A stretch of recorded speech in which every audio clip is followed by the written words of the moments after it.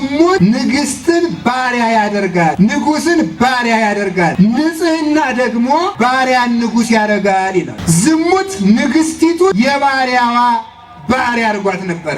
20 ብር ለገዛችው ለዮሴፍ ለሱ ወድቃ አንተን እመኛለሁ ብላ ስትለምን ነበረ። እሱ ደግሞ ለኃጢአት ያልተገዛ ንጹህ ስለሆነ ንጽህና ደግሞ ባሪያውን ንጉስ አደረገው። ባላወቅነው ባርነት እየተቀጠቀጥን፣ ባላወቅነው ባርነት እየተገዛን ያለ ነው። ለምን ይመስላችኋል? ባርነትን ያመጣብን፣ ስደትን ያመጣብን፣ መፈናቀልን ያመጣብን፣ ረሃብን ያመጣው ምን ይመስላችኋል? ኃጢአት ነው የመከራ ባሪያ ያደረገ። ንጽህና ስለሌለን ነው። ንጽህና ከባርነት ያወጣል። እውነቴን ልነግራችሁ፣ አሁን ከተጋረደብን መከራ እንድንወጣ ከፈለጋችሁ መፍትሄው ምንድነው ብትሉኝ፣ ንጹህ መሆን።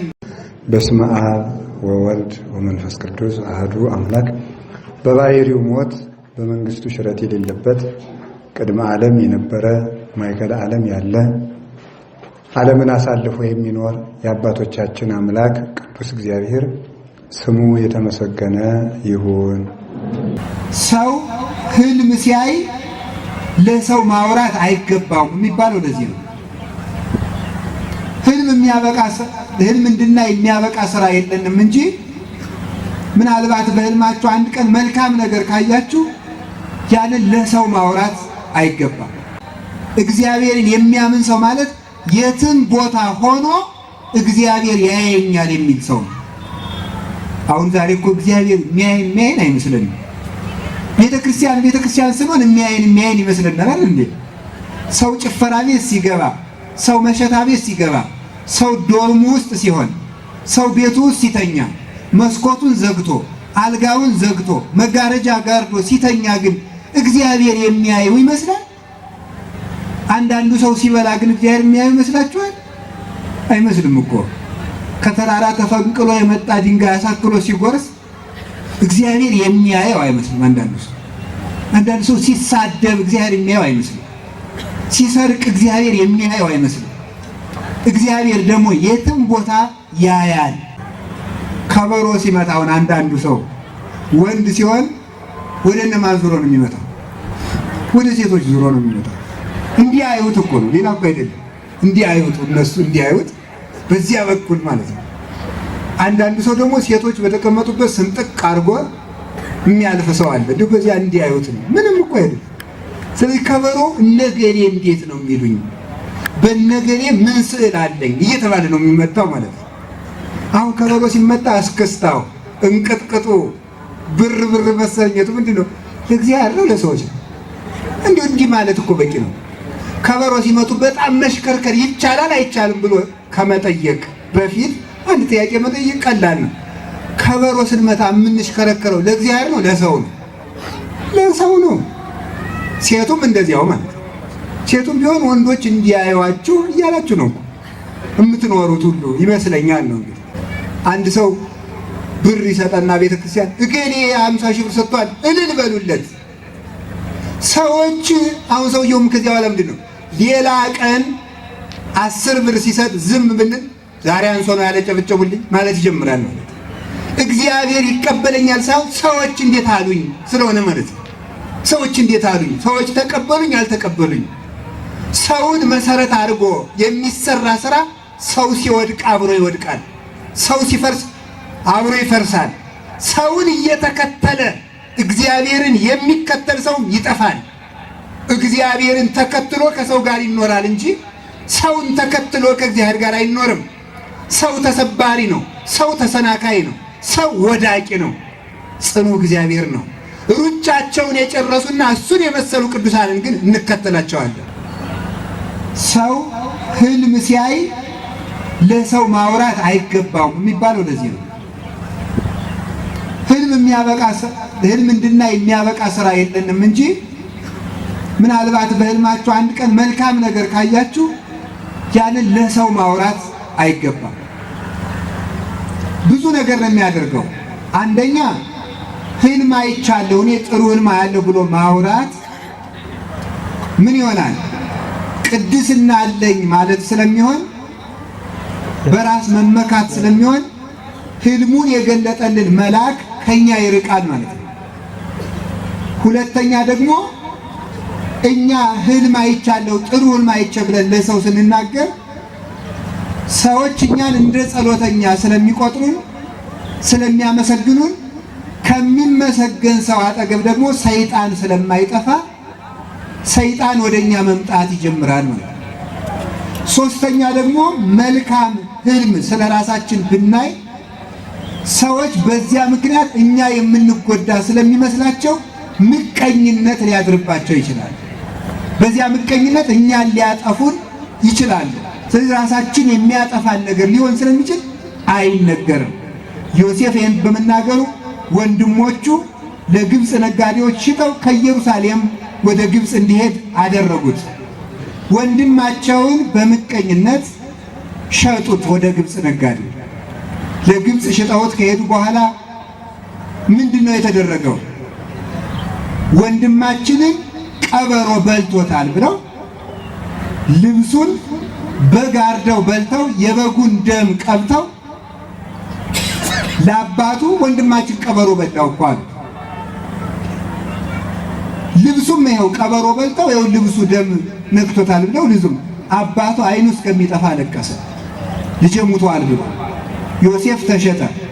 ተሽጦ ከሄደበት ሀገር ደግሞ ታማኝ እንዲሆን መልከኛም ስለነበረ ጥበበኛም ስለነበረ የገዛው የግብፅ መስፍን የቤቱ ምሰሶ፣ የቤቱ ገንዘብ ቤት፣ የቤቱ አልጋ አንጣፊ ጭምር አደረገው። እግዚአብሔር በባዕድ ሀገር ዘመድ መስጠት ያውቅበታልና። አብ ወልድ መንፈስ ቅዱስ ይስሕቡ፣ አብ ወልድ መንፈስ ቅዱስ ያለምዱ። አብ ወልድ መንፈስ ቅዱስ ሰውን ከሀገሩ አውጥተው ወደ ሌላ ሀገር ይስቡታል። አብ ወልድ መንፈስ ቅዱስ ያለምዱ። በተሰደደበት ሀገር ዘመድ አግኝቶ ሰዎች ዘመድ ዘመድ ብለውት ከብሮ እንዲኖር እንዲለምድ ያደርጉታል። ስለዚህ በዚያ ዘመድ ዘመድ እየተባለ እንዲኖር አደረገው እግዚአብሔር። ሰይጣን በጣም ቀናተኛ ስለሆነ ይሄ ሰውዬ መቼ ነው ማርፈው? ወንድሞቹን የወንድሞቹ ገዥ እንደሚሆን ራእይ ቢያይ በወንድሞቹ አማካኝነት ተሽጦ እንዲሄድ አደረኩት። የግብፅ ባሪያ እንዲሆን አደረኩት። ደግሞ እዚህ መጥቶ የሰው አልጋ አንጣፊ ሆኖ ተመቸው። ደግሞ ምን ላድርገው ብሎ አሰበና የዚያ ሰውዬ መስፍን የመስፍኑ ሚስት በዝሙት እንድትመኘው አደረገ። ሲወጣ ባቱን ሲገባ ደረቱን እየተመለከተች በዝሙት ጾር ተነድፋ እሱን መመኘት ጀመረች።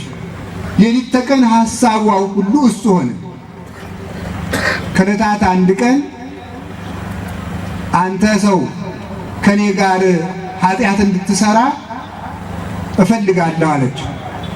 አይ ባለቤትሽ በገንዘቡ ሁሉ ሲሾመኝ በአንቺ ላይ ግን አልሾመኝም ማለት በሚስቱ ላይ አልሾመኝም።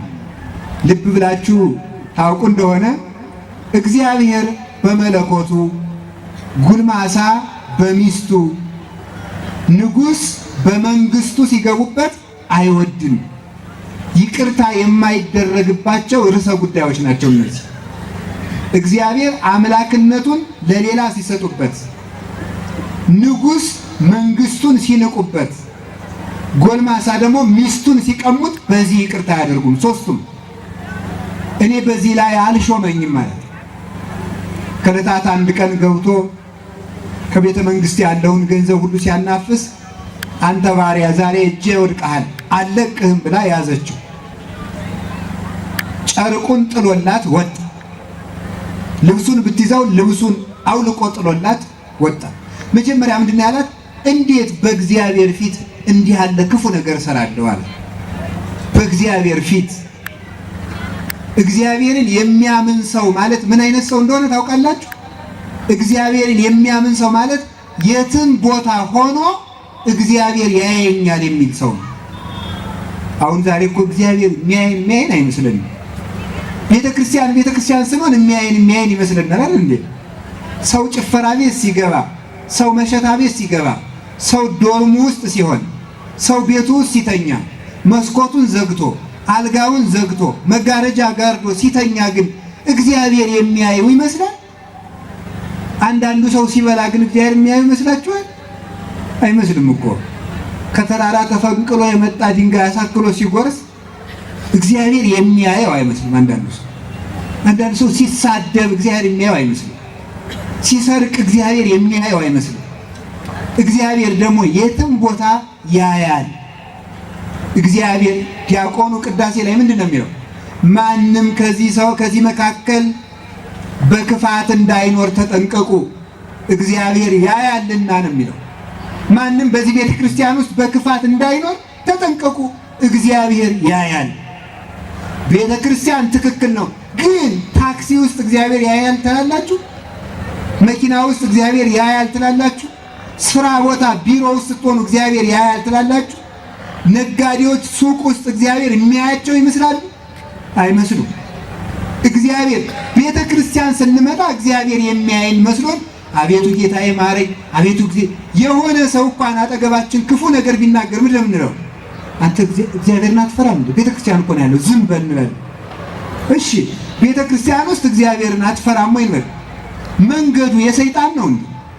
ቤታችን የሰይጣን ነው እንዴ? ቤተ ክርስቲያን ብቻ እኮ አይደለችም የእግዚአብሔር። ለእግዚአብሔር ምድር በምላ ዓለምኒ ወኩሎሙ እለ ይነብሩ ውስቴታ መዝሙር 23 ላይ ምድር በሞላዋ የእግዚአብሔር ናት ነው የሚለው። ምድር በሞላዋ የእግዚአብሔር ናት። ቤት ውስጥ እግዚአብሔር አለ። ለዚህ ነው አረጋዊ መንፈሳዊ የሚባል የቤተ ክርስቲያን አባት ምን ይላል? ብቻዬን ነኝ ብለህ ቤትህ ውስጥ ራቁትህን አትተኛ፣ ሰው ባያይህ እግዚአብሔር ያይሃልና ነው። ሰው ባያይህ እግዚአብሔር ያይሃል። ጠባቂ መልአክህ ያይሃል። ሰዎችን ማታለል ብትችል እግዚአብሔርን አታታልለው።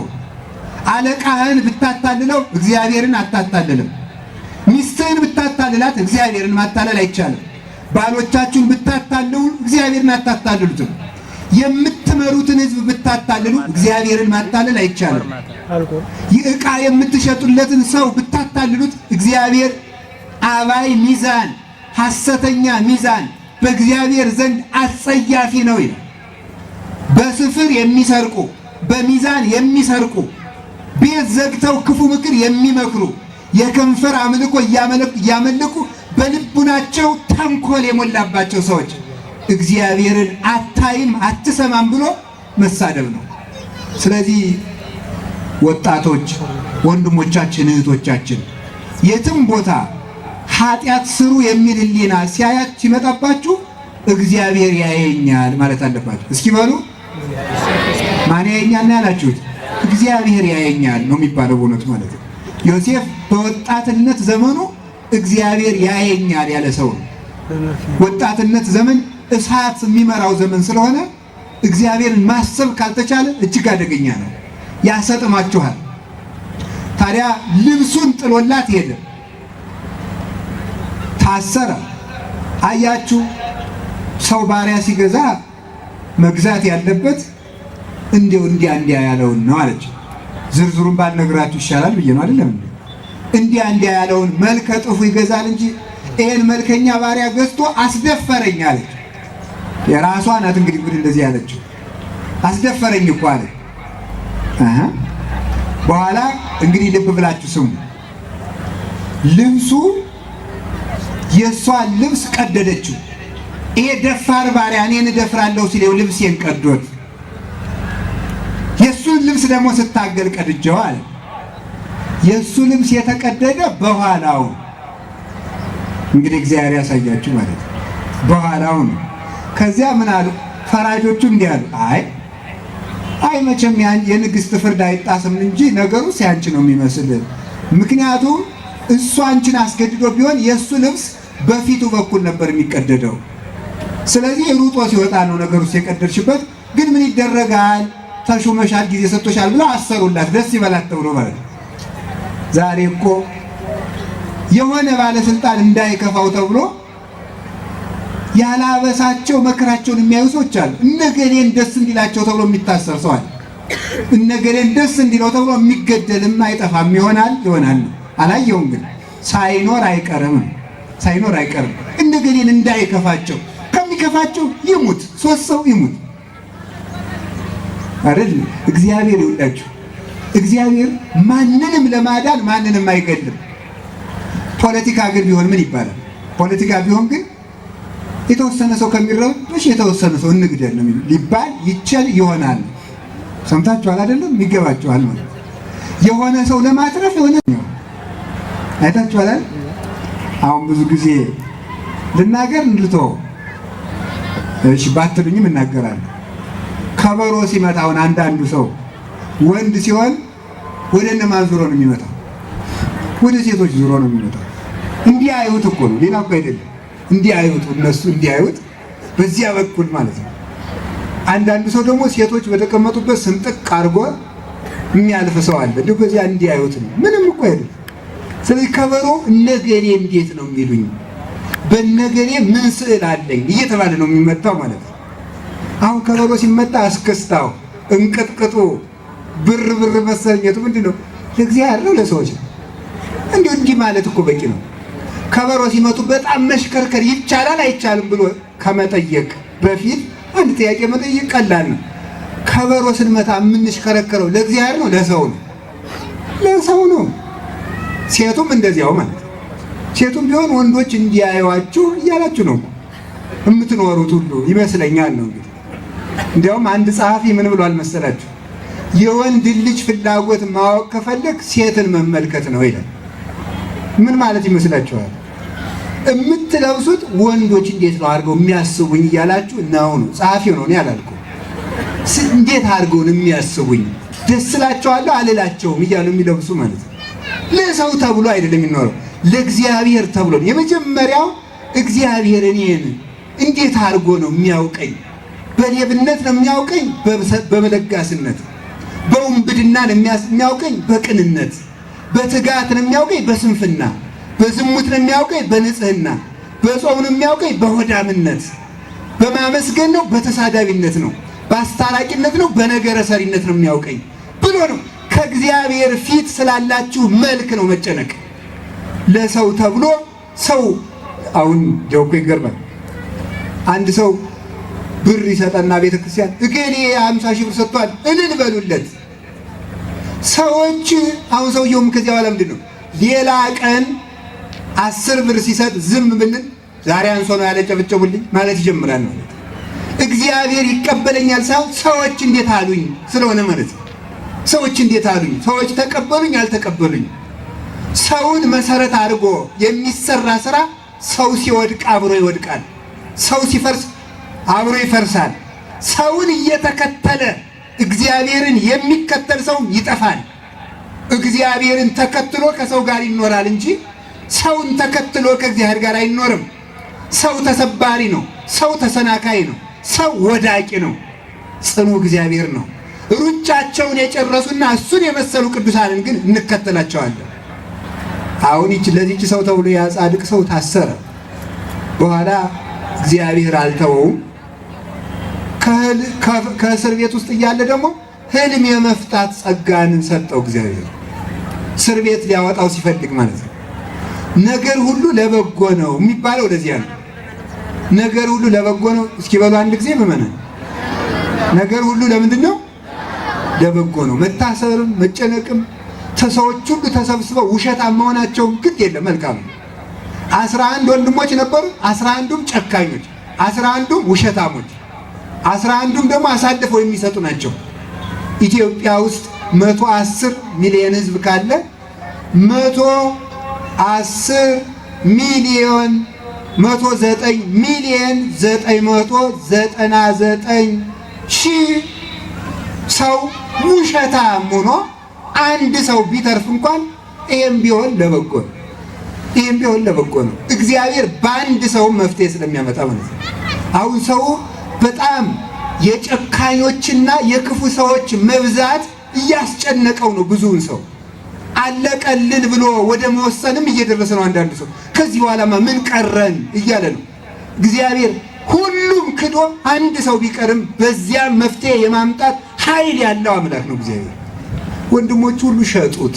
ከዚያ ደግሞ የተሰደደበት ሀገርም ደግሞ እስራት። አንዳንድ ጊዜ መከራ ሲደራረብ እግዚአብሔር የሌለ ይመስላል። ሊቃውንቱ ይላሉ ደመና ሲበዛ ፀሐይ የሌለ ይመስላል፣ ውሸት ሲበዛ እውነት የሌለ ይመስላል፣ መከራ ሲበዛ እግዚአብሔር የሌለ ይመስላል ይላሉ። ግን ደመናውን ነፋስ መበተኑ አይቀርም፣ የውሸት ብዛትም በእውነት መበተኑ አይቀርም። ጊዜ የሰጣቸው ሰዎችም በጊዜ መሰናከላቸው አይቀሩም። ጨካይ ሰዎችም ለነሱም ጨካይ መውረዱ አይቀርም። ባለጸጎችም መደየታቸው አይቀሩም። ሁሉም ይረሳል። ለደስታም የማብቂያ ጊዜ አለው፣ ለሐዘንም የማብቂያ ጊዜ አለው።